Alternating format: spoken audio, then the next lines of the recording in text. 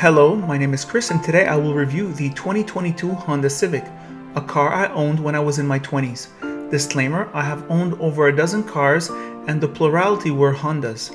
Ross has owned only Hondas in over 35 years of driving.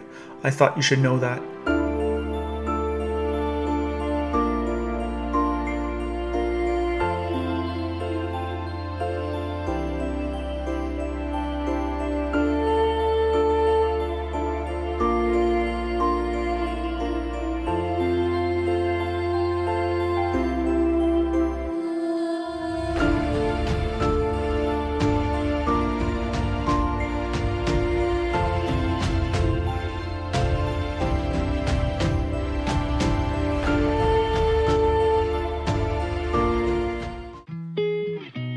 The first Honda Civic sold in 1972 as a 1973 model in Japan. In my automotive opinion, this is probably one of the top 5 cars ever created in car history. As usual, I was sent the all-equipped model, and I would normally whine about that since no one buys these all-equipped models. But at less than $6,000 more than the base model, it is kind of a bargain at $30,000 plus taxes and destination and the hidden excessive environmental levies, because it is almost a different car than the base model from a spec sheet perspective. I will look at the exterior, interior, engine, and let me know if you've ever owned a Civic in the comments below. I am 50% curious and I want the comments to increase traffic to my channel with the other 50%. The exterior styling is better looking after a week than after a day, trust me. The color is impossible to dirty, a cool name called Morning Mist Blue, which is really gray most of the time. The wheels are a little nuts, 18 inches, but they are 235/40 ratios. That's huge for a compact. Honda is a packaging company. Their cars always seem bigger on the inside than the outside. The trunk is big, the rear seats are one of the biggest I've seen in the compact class. Sitting in front, the comfort is average, lots of space, the seats are uncharacteristically average for a Honda, and the transmission well is uncomfortable on the right knee. The material quality is in the good average and the visibility is very good. That is another Honda reoccurring feature that I have always enjoyed, and you will too. Where Honda struck gold, in my opinion, is to pack in enough technology in a simple to use setup. And Honda has done that by listening to the customers instead of the software developers and certain tech-prone professional car reviewers' fussy demands for more complexity. The infotainment is big enough, a touchscreen with tactile buttons for everything that counts. It is beautiful. The digital dash is cool and the leather steering wheel is good enough. The sound insulation is okay when you consider these large tires. All models get an independent rear suspension, acoustic front windshield, heated front seats, CVTs, and adaptive cruise control, which is part of the standard Honda Sensing Suite. Welcome to 2022. A base Honda Civic has way more safety features and technology than an Acura Legend. This engine is a 1.5-liter turbocharged engine, and despite the oil dilution problem there was initially with this engine, this is probably one of the best mainstream engines that was ever created. Its power and fuel economy combined are incredible. All Honda Civics, regardless of engine, consume about 8 liters per 100 kilometers in the city and 6 liters on the highway.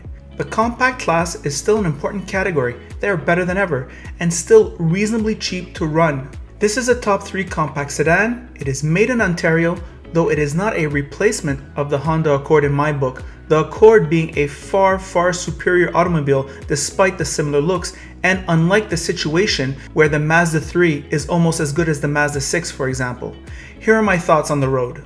Hello car lovers driving the 2022 Honda Civic. This is the Touring all-equipped model. What to say about this vehicle? I've had it for a week. I've tried to get this paint color dirty. It's almost impossible. It rained twice. An amazing paint color, this Miss Gray, I think it's called. Whatever. It's a very clean color. What to say about this exterior styling? Much more mature than before. The lines are Honda Accord-ish, and these 18-inch wheels with these 40 ratio tires and 235 width it's unbelievable. These are huge tires, and there isn't that much tire and road noise that gets into the cabin even at highway speed, so it's kind of amazing on that level. On the inside now, this is where this Honda Civic is so strong. This Honda packaging, their intelligent packaging, where a car looks this big on the outside and this big on the inside. This is the case with this Honda Civic. Giant trunk, giant opening for the trunk, giant pass-through when you put down the seats, and those seats come down really flat, so you get a lot of room where the second row is when you bring down the seats. Lots of room here in front. Ross and I aren't about to rub elbows. Very roomy on that level. Very impressed. I'm very impressed. Good visibility, good windows. Honda thinking about the daily routine and how it sucks the life out of the driver and trying to minimize that at every single stage. The driver inputs are what we expect from Honda: a steering wheel that's easy to turn, an accelerator that's smooth on take-up, and braking that's firm yet soft to engage. So this in your daily grind is very much appreciated. What else to say about this vehicle? Well, the driver aids also help make this much easier. For those of you from Quebec, when I'm going up north on the 15, it is now blocked from Montreal to Saint Jerome, even Saint Sauveur sometimes, and you get, we were supposed to get more, I thought we would get more lanes, but we're not getting any, it seems. So blocked all the time, even on the off-traffic hours. What happens? You get a lot of 20, 50, 70, 20, and these Honda driving aids, the Honda sensing package, wonderful. You don't have to put your foot on the gas. You're not always tense, speeding up, slowing down. Works marvelously. Also, the lane centering, that's another part of the Honda sensing system. Very good in terms of keeping you straight in the lane, so you can drive with like 2 fingers on the steering wheel. So your daily grind taken down a notch in terms of stress with these driving aids and the ease of use of the Honda inputs, driver inputs. So very good on that level. On the inside now, the ergonomic has been taken up a notch. The infotainment, all the hard buttons on the left side. The screen is easy to read. The icons are big. The menus are easy to go through, and when they are not, there's a handy back button here, or the home button to bring you back when you're in trouble, though you will not be often in trouble. So very good on that level for the infotainment. The climate control, hyper easy to use.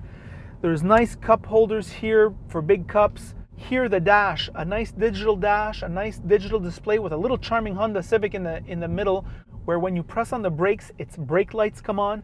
Very nice.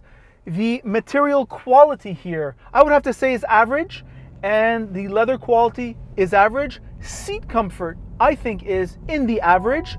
Also, this ventilation line with the use of the polygon, very nice design. Perhaps it's going to be a little bit of a detailer's nightmare because there might be dust that accumulates over time, but nevertheless, very nice, very design forward, and very minimalistic. Bose sound system now, no more cheap, high-end Honda sound systems. It's now the Bose sound system. It plays well. It plays certainly class appropriate, very good on that level. The drivetrain, the transmission, engine work well as a team.